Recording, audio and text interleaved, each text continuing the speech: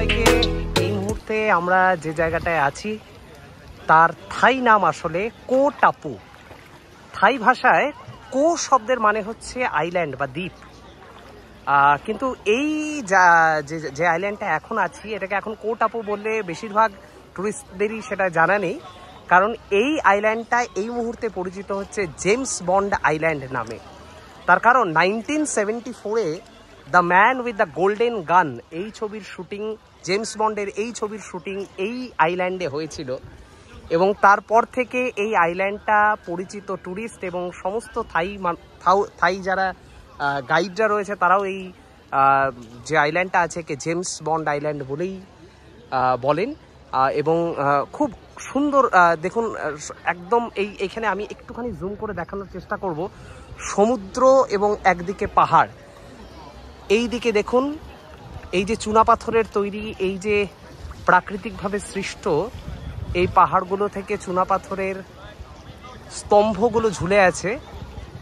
আমাদের দেশের একেবারে উত্তর পূর্বাংশের কিছু কিছু পাহাড়ে এই ধরনের যে ক্রিয়েশন সেটা দেখা যায়, এবং এখানে সেটা খুবই কমন।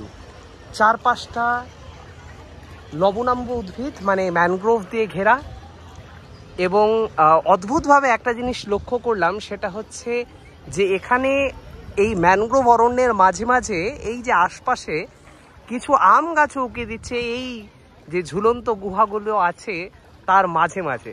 এবং আরেকটা গল্প হচ্ছে এখানকার আম গাছগুলো কিন্তু আমাদের ওখানকার মতন নয়। এখানে আমি হয়তো আগের ব্লগে বলেছি কিনা আমার মনে নেই যে এখানকার ফল কিন্তু খুবই সুমিষ্ট।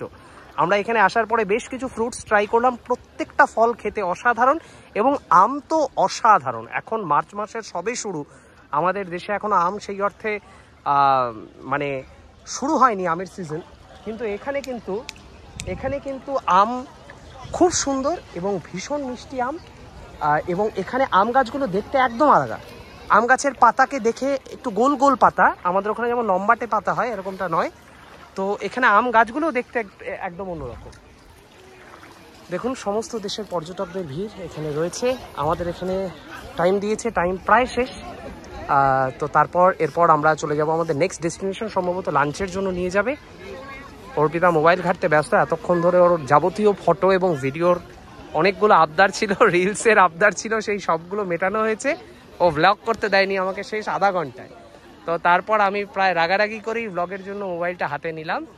তো ও যদি আমাকে একটু কষ্ট করে দেখায় তাহলে আমাকেও একটু পেছনের এই যে গম্বুজাকৃতির যে স্তম্ভটি দেখা যাচ্ছে, এর জন্যই কিন্তু এই আইল্যান্ড এত বেশি প্রসিদ্ধ এবং খুবই ফেমাস একটা টুরিস্ট ডেস্টিনেশন সম্পূর্ণ পৃথিবী। এবং এই ছবিটাই সব জায়গায় আমরা দেখি, এই গম্বুজটা এবং একটু ইতিহাস। তবে একটা জিনিস আমি লক্ষ্য করলাম, পাঠান দ্বীপের সমুদ্র যত সুন্দর, এত কালারফুল ব্লু সমুদ্র, এখানে কিন্তু সমুদ্র তুলনামূলকভাবে সমুদ্রের জল কিন্তু অতটা পরিষ্কার নয়। একটু আগাও।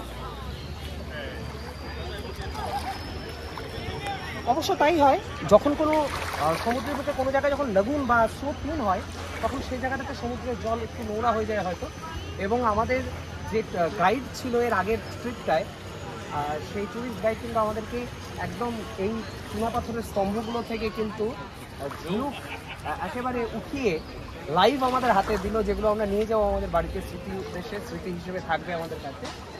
তো এই ছিল জেমস বন্ড আইল্যান্ড। এরপরে আবার নতুন কোনো জায়গায় আমরা জানি না। আজকে আমাদের নেক্সট আরও বেশ কিছু স্পট রয়েছে, লাঞ্চের পরে আমরা যাব। সবাইকে এখনকার মতন টাটা। আমরা আছি একেবারে, আমরা এখন কেন রাইড করছি, এই জায়গাটার নাম টালু কেভ। দেখা যাচ্ছে ঝুলন্ত চুনা পাথরের তৈরি, একদম আমরা শুয়ে পড়েছি বোটের মধ্যে। দেখা যাচ্ছে বোট যাচ্ছে একদম এর মধ্য দিয়ে, গুহার একেবারে ভেতর দিয়ে আমরা যাচ্ছি এই মুহূর্তে। বিউটিফুল, খুব সুন্দর লাগছে, একদম অনন্য অভিজ্ঞতা। আমরা একদম অর্পিতাকে হয়তো সামনে দেখা যাচ্ছে, একদম শুয়ে পড়তে হয়েছিল এতটা নিচে। টালু কেভ এই জায়গাটা, একটা বদ্ধ, এটাকে কি বলবো, লাগুন, লাগুনই বলা ঠিক বোধহয়। চারপাশে এইভাবে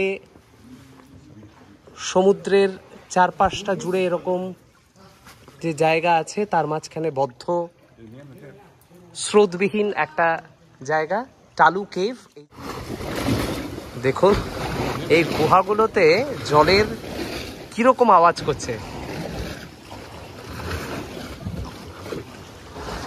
এই যে দিকটা দেখা যাচ্ছে, এই দিকটা হচ্ছে থাইল্যান্ডের আরেকটি বিখ্যাত আইল্যান্ড, এর নাম হচ্ছে Krabi island.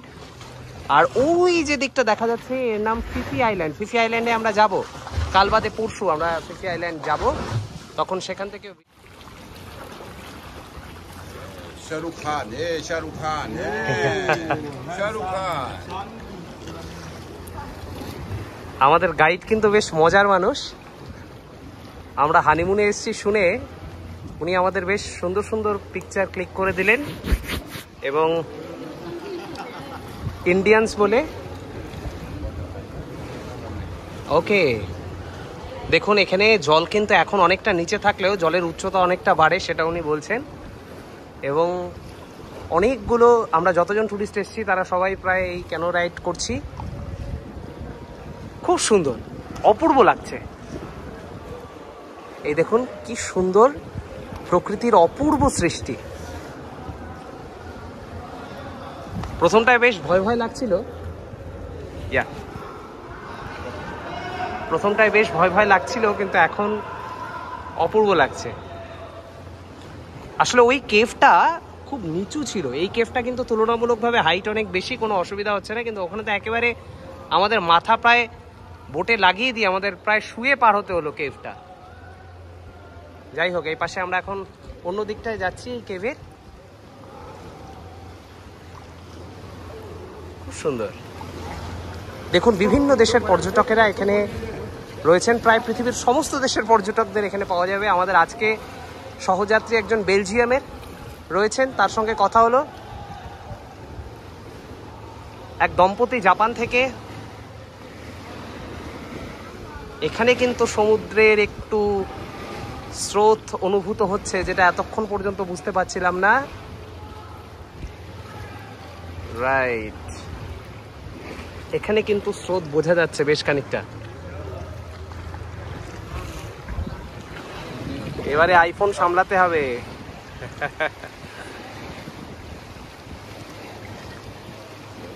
Yeah, Sexy lady. Yeah, that one, sexy right? lady. Sexy lady. Yeah. Sexy lady. Yeah. That one. Oh, Yeah, sexy lady. এই যে ঝুলন্ত যে ইয়েটা দেখা যাচ্ছে, আমাদের রাইড বলছে Buffalo. Buffalo head, right.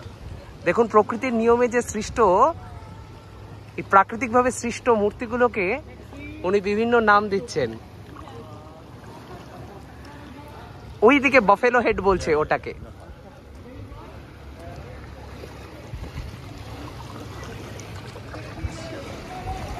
খুব সুন্দর। তুমি কি একটু কষ্ট করে এদিকে তাকাতে পারবে? রাইট, ঠিক। কেমন লাগছে? দারুণ এক্সপিরিয়েন্স।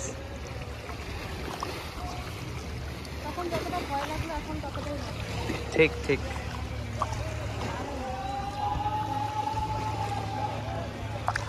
সাবধানে।